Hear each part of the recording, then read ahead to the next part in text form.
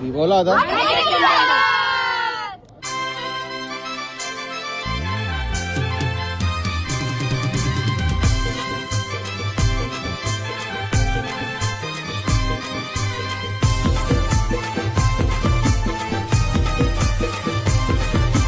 DJ Umesh.